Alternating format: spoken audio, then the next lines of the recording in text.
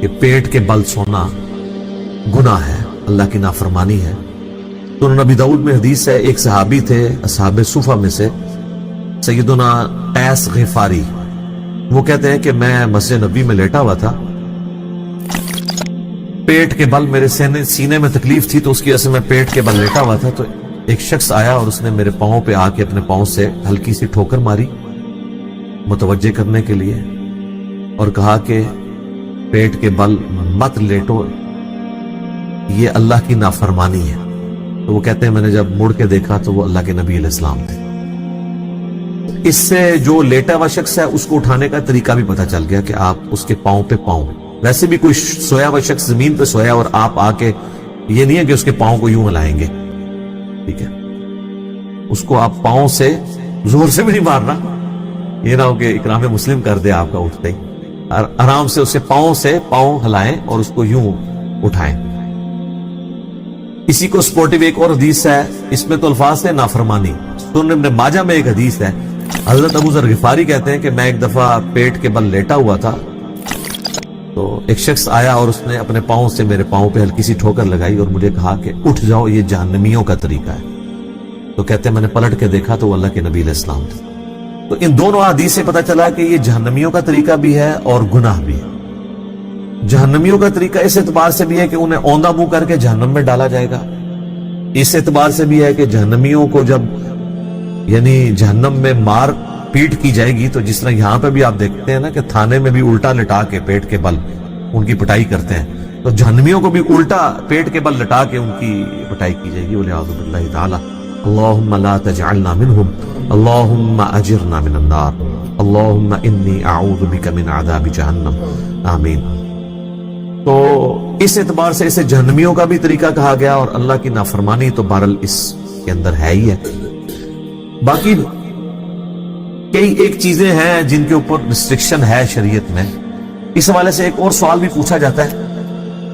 وہ کہتے ہیں نہیں، صحیح مسلم میں ایک حدیث ہے کہ نبی علیہ السلام نے کہا کہ کوئی شخص زمین پہ ایسا چت نہ لیٹے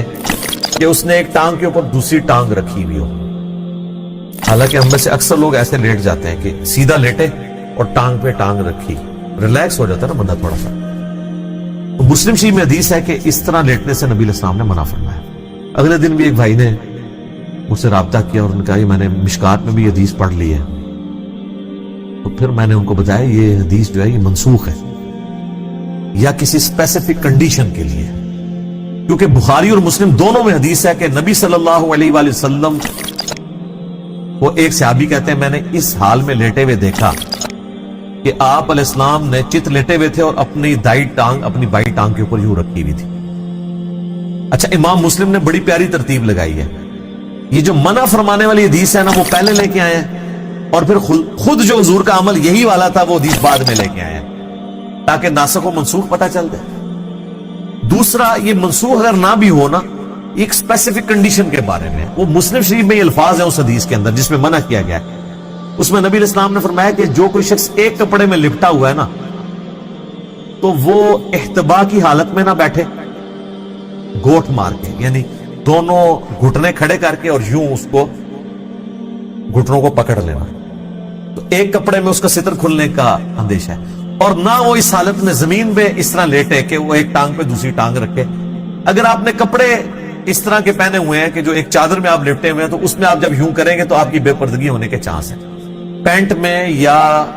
ٹراؤزر میں یا شلوار میں اگر کوئی شخص یوں کرتا ہے تو اس کی بے پردگی کے چانس نہیں ہوتے۔ تو یہ اسپیسیفکلی اس چیز کے بارے میں آپ دیکھیں، اس لیول تک ڈیٹیل چیزیں بتائی گئی ہیں۔ تو نبی داؤد میں حدیث ہے، نبی علیہ السلام نے فرمایا اگر تم میں سے کوئی کسی سایہ دار چیز کے نیچے بیٹھا ہے نا، اور تھوڑی دیر بعد وہاں پہ دھوپ آ گئی ہے، تو وہاں سے اٹھ جاؤ،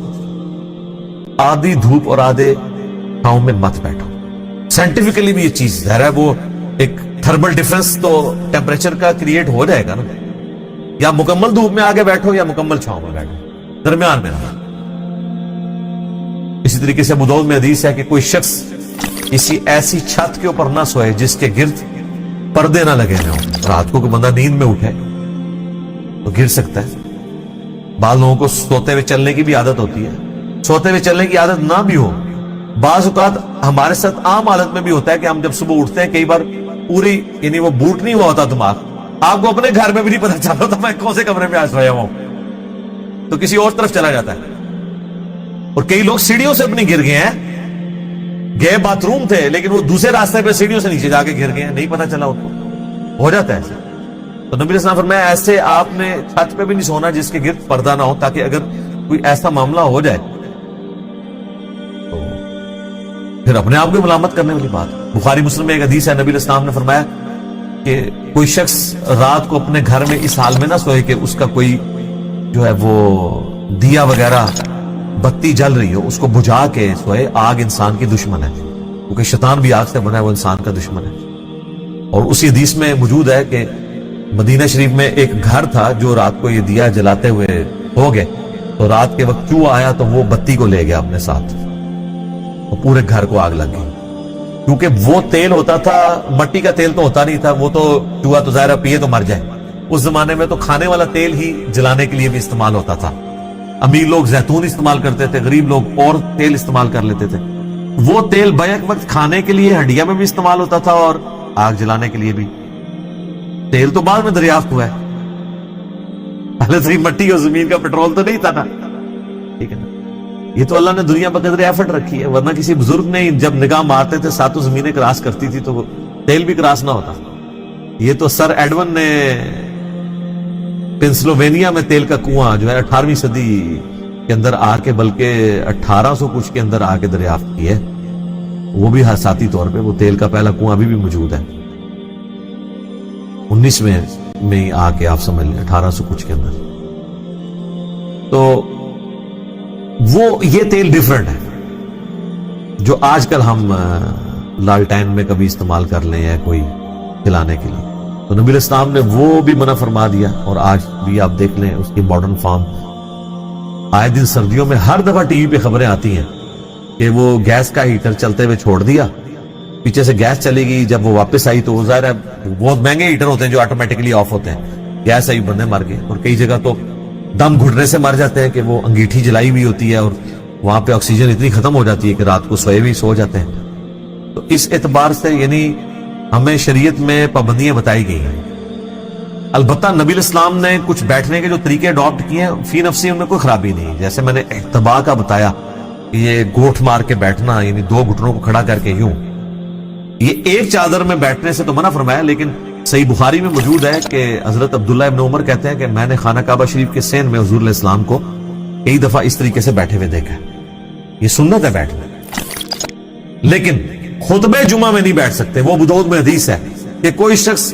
خطبے جمعے کی تقریر کے دوران احتبا کی حالت میں نہ بیٹھے، کیونکہ یہ ریلیکس کرنے والی پوزیشن ہے، آپ کو نیند آ جائے گی۔ تو آپ نے اٹینٹو ہو کے بیٹھنا، یا دوزانوں بیٹھیں یا آلتی پالتی جسے ہم چوکڑی کہتے ہیں مار کے بیٹھنا، آلتی پالتی بیٹھنا، چار زانوں بھی اسے کہتے ہیں۔ وہ بھی حدیث ہے ابو داؤد کے اندر، ترمذی کے اندر، کہ نبی علیہ السلام فجر کے بعد مسجد میں ہی آلتی پالتی یعنی چار زانوں بیٹھتے تھے یہاں تک کہ سورج خوب بلند ہوتا، پھر آپ گھر واپس آتے۔ اس اعتبار سے بھی بیٹھنا سنت ہے، یہ تمام طریقے سنت ہے۔